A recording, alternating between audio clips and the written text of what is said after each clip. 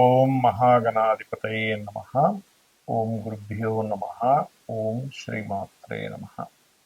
అరుణాం కరుణాతరంగితాక్షీం ధృతపాశాంకుశపుష్పబాణచాపాం అనిమాదిభిరావృతాం మయూకైః అహమిత్యేవ విభావయే భవానీ. శ్రీమాత్రే నమః. ప్రేక్షకులకి ఆ లలితాంబిక అమ్మవారి యొక్క అనుగ్రహం పరిపూర్ణంగా కలగాలని మనస్ఫూర్తిగా కోరుకుంటూ మనం ఈరోజు ఆంగ్ల నూతన సంవత్సరం రాబోతుంది ఒక 3-4 నెలల్లో. దానికి చాలామంది ఏమండి న్యూ ఇయర్ నుంచి గ్రహాలు ఎలా మారుతాయి, దానివల్ల మేము కొన్ని ప్లానింగ్స్ చేసుకోవాలి అడిగినప్పుడు నేను చెప్పింది ఏంటంటే ఇది మనకు ప్రామాణికం కాదు, మనది ఉగాది నుంచే చూసుకోవాలని చెప్పినప్పుడు, లేదంటే మేము మా లైఫ్ ప్లానింగ్స్ కొన్ని ఉంటాయి, ఈ సంవత్సరం ఇలా కానీ ఇల్లు కొనాలా వద్దా, ఉద్యోగం మారచ్చా వద్దా, ఇన్వెస్ట్మెంట్ చేయాలా వద్దా, ఇలాగ వివాహం దగ్గర నుంచి ప్రతిదీ కూడా గ్రహాలు ఎంతవరకు సపోర్ట్ చేస్తున్నాయి, సపోర్ట్ చేయనప్పుడు అది కంపల్సరీ అవుతుంది. ఒక్కోసారి ఉద్యోగం మారడం కానివ్వండి, గృహం కొనుక్కోవడం కానివ్వండి, వివాహం కానివ్వండి, ఇన్వెస్ట్మెంట్ కానివ్వండి, ఏదైనా కానీ. మరి అలాంటప్పుడు ఎటువంటి పరిహారాలు చేసుకుంటూ దాన్ని ముందుకు వెళ్ళాలి అనే విషయం తెలుసుకోవాలి కదా. కాబట్టి మీరు కాస్త చెప్పండి అని చెప్పి నన్ను చాలామంది అడగడం వల్ల ఆంగ్ల నూతన సంవత్సరం యొక్క జనవరి నుంచి డిసెంబర్ వరకు ఉన్నటువంటి గ్రహస్థితిని అనుసరించి చెప్పడం జరుగుతుంది. అయితే ఈ విషయాలు చెప్తుంది నేనైనప్పటికీ కూడా చెప్పిస్తుంది సాక్షాత్ లలిత అమ్మవారికి అని భావిస్తే అసలు గ్రహాలు ఎలా మారుతున్నాయి ఈ న్యూ ఇయర్ చూద్దాం. ఇక్కడ చూసుకున్నట్లయితే మనకి నూతన సంవత్సరం ప్రారంభంలో అంటే జనవరి 1వ తేదీకి 1 డిగ్రీలో ఉంటున్నాడు శని. ఎందుకంటే ఈయన వక్రగతి మళ్ళీ ముందుకెళ్ళాడు కదా. 1 డిగ్రీలో ఉన్న శని జూలై 27కి 2026 జూలై 27కి వక్రిస్తాడు. వక్రించి అతని వక్రత్యాగము 10th డిసెంబర్ రోజు వక్రత్యాగం అనేటువంటిది పోతుంది, గుర్తుపెట్టుకోండి. రైట్. ఇక అలాగే మేజర్ ప్లానెట్ శని, రెండవది మేజర్ ప్లానెట్ అనుకుంటే గురువు మనకి జనవరిలో 27 డిగ్రీల్లో ఉంటున్నాడు మిథున రాశిలో. అలా ఉన్నటువంటి గురువు పర్టికులర్గా జూన్ 2వ తేదీకి కర్కాటకంలోకి అంటే ఉచ్చస్థితిలోకి వస్తున్నాడు. ఆ ఉచ్చస్థితిలోకి వచ్చినటువంటి గురువు మరలా ఎంతవరకు ఉంటాడు ఆ కర్కాటక రాశిలో అంటే 1 నవంబర్ 2026 వరకు ఉంటాడండి. అంటే 1 నవంబర్ 26 మళ్ళీ సింహంలోకి వెళ్ళిపోతున్నాడు. ఎందుకంటే మనకి ఆల్రెడీ 2025 సంవత్సరంలో అక్టోబర్, నవంబర్, డిసెంబర్ మాసాల్లో అతిచారంలో ముందుకొచ్చి వెనక్కి వెళ్ళాడు ఆయన ఆల్రెడీ. అంటే అక్కడ ఒక 3 నెలలు ఆయన కాంబినేషన్ వచ్చేసింది. సో మళ్ళీ తర్వాత సింహంలో మళ్ళీ వక్రిస్తాడు. That is different thing. అది డిసెంబర్, జనవరి ఆ టైమ్స్లో జరుగుతుంది చెప్పాలంటే. రైట్.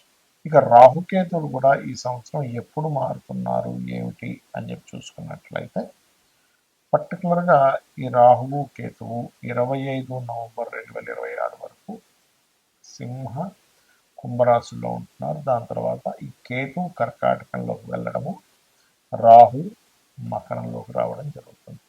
కాబట్టి ఈ యొక్క గ్రహస్థితిని అనుసరించి ఎవరెవరికి ముందుగా లగ్నమే తీసుకోండి. లగ్నం తెలియదు అనుకున్న వారు రాశి హ్యాపీగా చూసుకోవచ్చు, దీని ఏమీ కన్ఫ్యూజన్ లేదు. లగ్నం ఎవరికి తెలుస్తుందంటే టైం ఉన్న వారికి లగ్నం తెలుస్తుంది, టైం లేని వారు రాసి చూసుకుంటారు.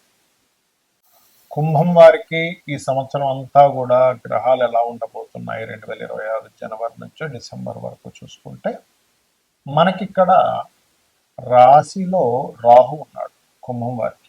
రాహు ఏంటంటే కొంచెం ఇమాజినేషన్స్, ఏదో జరిగిపోతుందేమో ఒక భయాన్ని, ఇల్యూషన్ని, ఏదో డబ్బులు పెడితే ఎంతో వస్తుందనే ఒక ఇల్యూజన్ని క్రియేట్ చేస్తుంటాడు. రాహు ఏంటంటే న్యాచురల్ కుంభంలో ఉండడం మంచిదే అతను, కానీ మీది లగ్నము కానీ రాశి కానీ అయినప్పుడు కొంత తెలియని ఊహలు, తెలియని ఆశల వల్ల కొంత దెబ్బతింటారు. ఇది జాగ్రత్తగా ఉండాలంటే ఏదో కొంతమంది చూడండి ఇవాళ రేపు కొన్ని మోసాలు జరుగుతున్నాయి, మీరు 1,00,000 పెట్టండి నెలకు 30,000 ఇస్తాం, 40,000 ఇస్తామని పరిచయాలు అవుతుంటారు. మీకు ఎలా వస్తుందంటే మేము ఆ మనీని ఎక్కడెక్కడో తిప్పి తీసుకొస్తాం, అది డబుల్ త్రిబుల్ అయిపోతుంది, మీకు మాత్రం కొంచెమే ఇస్తాం, మాకు చాలా వస్తాయి, మరి మీరే చేయొచ్చు కదా అంటే అంత ఫండ్ మా దగ్గర ఉండదు. ఇట్లాంటి కళ్ళబోలు కబుర్లనే చెప్తారు. ఇట్లాంటివి నమ్మకండి దయచేసి. నేను చాలామందిని చూశాను ఆ రకంగా మోసపోయిన వాళ్ళని. కాబట్టి మీకు చెప్తున్నాను, ఎందుకు ఇస్తాడండి, ఎక్కడి నుంచి వస్తాయి 1,00,000, 30,000, 40,000 ప్రతి నెల రావుగా. కష్టపడుతుంటేనే మనకి నెలంతా కష్టపడితే 30,000, 40,000 రావడమే కష్టం అవుతుంది. అంటే బాగా చదువుకున్న వాళ్ళు లక్షల్లో కూడా సంపాదిస్తారు, నేను కాదనట్లే, వ్యాపారస్తులు లక్షల కోట్లు కూడా సంపాదిస్తారు. కానీ ప్రతిదానికి కష్టం ఈజీగా అయితే రాదు. అది ఈజీగా వస్తుందంటే వాళ్ళ తల్లిదండ్రులు తాతలు ఏదో సంపాదించిన వస్తాయి అది పుణ్యం వల్ల. కానీ ఇక్కడ ఏంటంటే ఈ విషయంలో రాహు రాశిలో తిరుగుతున్నందుకు నవంబర్ 25వ తేదీ వరకు మీరు వివాహ నిర్ణయాలు తీసుకునేటప్పుడు పార్ట్నర్షిప్ రిలేటెడ్ సంబంధించిన విషయంలో చాలా జాగ్రత్తగా ఉండాలి. కాకపోతే ఇక్కడ మీకు 2లో శని ఉన్నాడు, మీకు ఫైనాన్షియల్ గ్రోత్ స్లో మూమెంట్ ఇస్తాడు. కానీ అదే కాలభైరవుడి యొక్క అష్టకం చదువుకున్నారనుకోండి, ఖచ్చితంగా అక్కడ గ్రోత్ అనేటువంటిది ఉంటుంది, గుర్తుపెట్టుకోండి. అలాగే కాలభైరవ అష్టకము, నూనెని దానంగా ఇవ్వడం శివాలయాల్లో, ఇవి చేస్తే మీకు ఫైనాన్షియల్ గ్రోత్ ఉంటుంది. అయితే ఈ శని మరలా మీకు జూలై 27 నుంచి డిసెంబర్ 10th వరకు అంటే ధనస్థానంలో ఉండే గురువు శని వక్రిస్తాడు, గురు రాశిలో ఉండే శని. ఆ సమయంలో కొంచెం లగ్నం మీదకి వస్తున్నందుకు కొంత లేట్ అవ్వడం, స్లో అవ్వడం జరుగుతుంటాయి. ఆ సమయంలో కాస్త మీరు శని భగవానుడి దగ్గర, రాహు దగ్గర దీపారాధన చేసుకుంటే 2026లో ఇబ్బంది అనేటువంటిది మీరు పడకుండా ఉంటారు, గుర్తుపెట్టుకోండి. అలాగే ఇక్కడ గురుబలం కూడా ఉంటుంది జూన్ 2 వరకు. మరి గురుబలం తగ్గిపోతుంది కదండి, 6లోకి వెళ్ళిపోతాడు అంటే ఇప్పుడు 6లోకి వెళ్ళిపోతున్నది గురుబలం తగ్గదండి, అది ధనానికి పెరుగుతుంది, లగ్నానికి తగ్గుతుంది. అంటే ఒక గురువు 12 రాసుల్లో ఎక్కడుంటే అది చూస్తున్న రాసుల్ని ఖచ్చితంగా మంచి ఫలితాలు ఇస్తాడు, తన ఓన్ హౌస్ చూసుకుంటాడు. సో ఫైనాన్షియల్ గ్రోత్ 2 జూన్ నుంచి బాగుంటుంది కూడా అనుకో, 6లోకి వెళ్ళిపోతున్నాడని భయపడకూడదు. అయితే ఇలా ఎప్పుడైతే ఈ రాహు 12లోకి వెళ్తాడో, నవంబర్ 25వ తేదీ నుంచి 6లోకి కేతు వస్తాడో, 6లోకి వచ్చే కేతు కొంచెం అప్పులు ఇవ్వడం తీసుకునే విషయంలో జాగ్రత్తగా ఉండాలి ఈ నవంబర్ 25వ తేదీ నుంచి. కానీ నవంబర్ 25, 2026 నుంచి 12వ స్థానంలోకి రాహు వెళ్తున్నందుకు మీరు ఏదైనా విదేశాలకు వెళ్ళాలని చేసే ప్రయత్నం మాత్రం అక్కడి నుంచి చక్కగా ఫలిస్తుంది. ఇక మీరు చేయవలసింది దక్షిణామూర్తి ఆరాధన, విష్ణు సహస్రనామాలు ఎక్కువగా చేయండి, దుర్గానామాన్ని మెడిటేషన్ చేయండి, అన్ని విధాలు బాగుంటుంది. మనం జీవితంలో ఎంతో కష్టపడుతున్నా, నిజాయితీగా న్యాయంగా ఉన్నా, ఒకరిని ఇబ్బంది పెట్టకపోయినా, ఎంతో హానెస్ట్గా ఉన్నా ఇబ్బందులు పడుతూ ఉంటాం. మనకు అర్థం కాదు ఏమిటిది, నేను ఎంతో మంచివాడిని కదా, ఎవరిని ఇబ్బంది పెట్టట్లేదు కదా, ఎంతో తెలివిగా ఉన్నాను కదా, అయినా నాకు ఎందుకు అవకాశాలు రావట్లేదు, నాకెందుకు ఇంత ఇబ్బంది ఉంటుంది అంటే మనకి జ్యోతిషాస్త్రం కర్మ సిద్ధాంతం. అంటే నువ్వు ఏ కర్మనైతే చేసావో ఆ కర్మ నువ్వు అనుభవించాలి, ఇంకోరు అనుభవించేది లేదు. కొన్ని ఉంటాయి, తల్లిదండ్రులు వంశం అనుభవిస్తూ ఉంటుంది, కొన్ని దేవతా శాపాలు, కొన్ని పిశాచ బాధలు, ఇలా కొన్ని ఉంటాయి. అయితే ఇక్కడ మనం అర్థం చేసుకోవాల్సింది, ధనం రావట్లేదు పూర్వజన్మలో ఎక్కడో ధనపరమైనటువంటి విషయాల్లో నేను సరిగ్గా దాన్ని వినియోగించుకోకపోవడము, ఇబ్బంది పెట్టడము, అవమానించడము చేశాను ధనాన్ని, లేదా కుటుంబాన్ని సరిగ్గా చూసుకోలేదు, అప్పుడు ధనపరమైన ఇబ్బందులు వస్తూ ఉంటాయి. అలాగే అంటే కుటుంబ సభ్యుల్లో ముఖ్యంగా అన్నదమ్ములతో గొడవలు కానివ్వండి, పితృ అంటే తల్లిదండ్రులతో గొడవలు కానివ్వండి, లేకపోతే వివాహం అవ్వకపోవడం కానివ్వండి, పెట్టిన ఏ ఇన్వెస్ట్మెంట్ అయినా కలిసి రాకపోవడం కానివ్వండి, విదేశాలకు వెళ్ళాలని ప్రయత్నం చేస్తుంటే కుదరట్లేదు అనుకోండి, ఇలా ఏ కష్టమైనా ఒక ఎత్తు అయితే ధనపరమైన కష్టం మరింత ఇబ్బంది. ఎందుకంటే ఇవన్నీ కూడా ధనం ఉంటే వస్తాయి, ధనంతో మూలంగా ఉంటాయి. ఎందుకంటే కుటుంబము, ధనస్థానము రెండూ కూడా చాలా బలమైనటువంటి, మంచి కుటుంబం ఉందా మనిషి హ్యాపీగా ఉంటాడు, మంచి ధన సంపాదన ఉందా హ్యాపీగా ఉంటాడు. అయితే వీటితో పాటు అనారోగ్యము, కొన్ని పిశాచ బాధలు ఇవి కూడా ఉండవని చెప్పట్లేదు. కానీ మనం మరి ఎందుకు నిత్యము పూజలు చేస్తున్నా, లేకపోతే ఎంత చక్కగా ఉన్నా ఎందుకు మనకు అనుకున్నంత రావట్లేదు అంటే, మీరు చేసేటువంటి నిత్య పూజాది విధానంలో మనకి శాస్త్రంలో ఉంది ఏమిటంటే మంత్రము, యంత్రము, తంత్రము అంటారు. అంటే మంత్రం అంటే ఏమిటి, మీరు ఏదైతే లలిత సహస్రనామాలు చదువుతున్నారో, విష్ణు సహస్రనామాలు చక్కగా భక్తితో చేస్తున్నారు, ఏ అష్టోత్తరం, లక్ష్మీ అష్టోత్తరం ఏదైనా చేస్తున్నారు, అది మంత్రం. తంత్రము అంటే ఏ పుష్పాలు, ఏ ద్రవ్యాలతో చేస్తున్నారు. మనకి శాస్త్రంలో మన కామ్యం నెరవేరడానికి ఒక్కొక్క ద్రవ్యం చెప్పారు.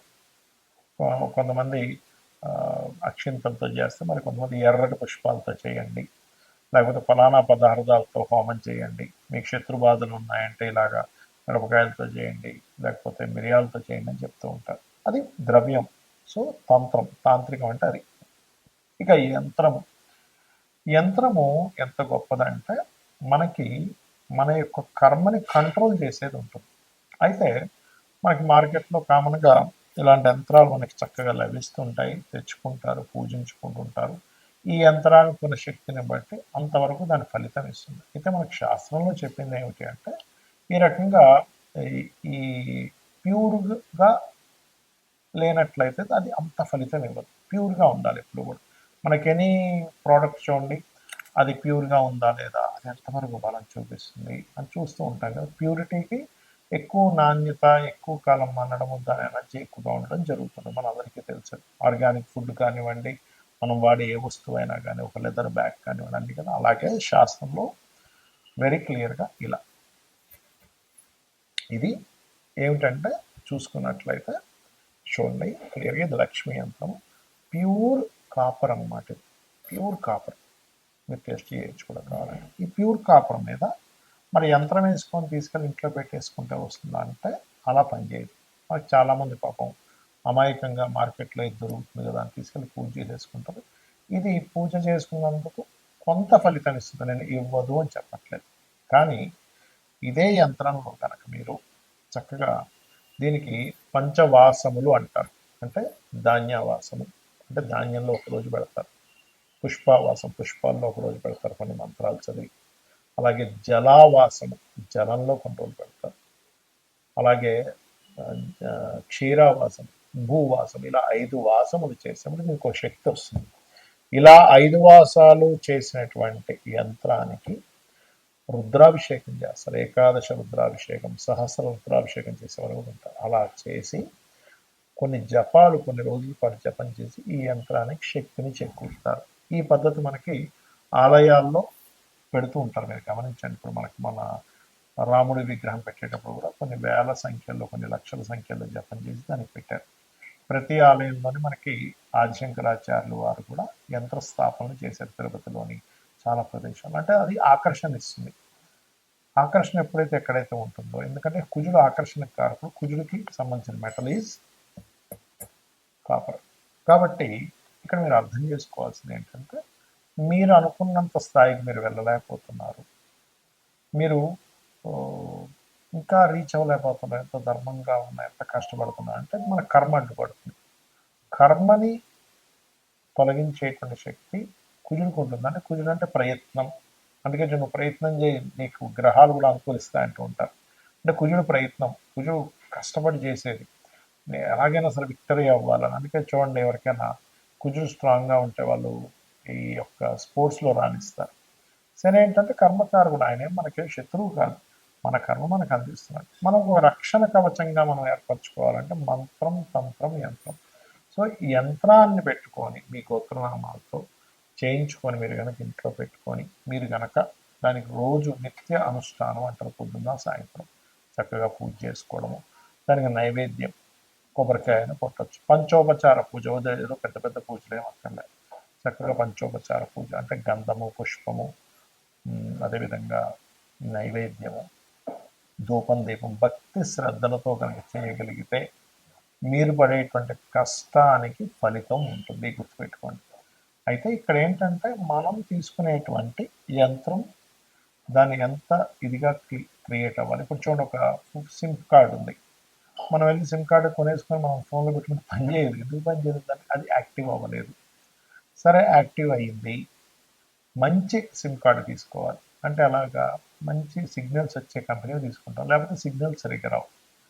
అలాగే సిమ్ కార్డు వేసుకున్న తర్వాత మళ్ళీ ఎవ్రీ మంత్ రీఛార్జ్ చేయడం, లేకపోతే ఫోన్ ఛార్జింగ్ పెట్టడము, ఎవ్రీ మంత్, లేకపోతే దానికి డాటా కొన్ని ఉంటాయి, అవన్నీ రీఛార్జ్ చేస్తుంటాం. అంటే అలాగే మనం ఏదో ఇంట్లో యంత్రాన్ని పెట్టేసుకోవడం కాకుండా ఈ యంత్రానికి సరిగ్గా పరివార దేవతలు ఎవరు, ఎటువంటి బీజాక్షరాలు, ఎటువంటి సమయంలో యంత్రం వేయాలి, దీనికి ఎలాంటి వాసాలు చేయాలి, దాని తర్వాత మనం తెచ్చుకొని ఇంట్లో పెట్టుకున్నట్టు కూడా దాన్ని ఎలాగ చేసుకోవాలనేటువంటి సరైన పద్ధతి కనుక చేసినట్లయితే మనకి మన కర్మలకి మనలో కూడా బుద్ధి చైతన్యం, అంటే నేనేం చేస్తున్నాననే ఒక క్లారిటీ, నేను ఎలా కష్టపడాలని ఒక క్లారిటీ, ఏ రకంగా ఉండాలనేటువంటి ఒక క్లారిటీ ఆ యొక్క అమ్మవారు మన బుద్ధి అందు ప్రవేశపెడుతుంది. తద్వారా మనం జీవితంలో కష్టాల నుంచి బయటపడగలుగుతాము. శ్రీమాత్రే నమః.